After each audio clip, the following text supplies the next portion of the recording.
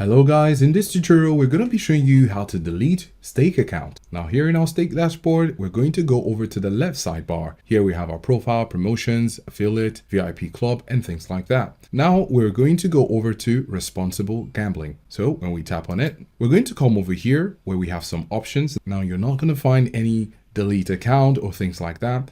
They use the word self-exclusion. So when you tap on self-exclusion, it's going to ask you if you need a break from Stake, and then you're going to go over here to request self-exclusion. So after clicking request self-exclusion, you're making a request to the website to exclude you indefinitely from this website. So that's going to initiate an email where you're going to have to confirm your self-exclusion.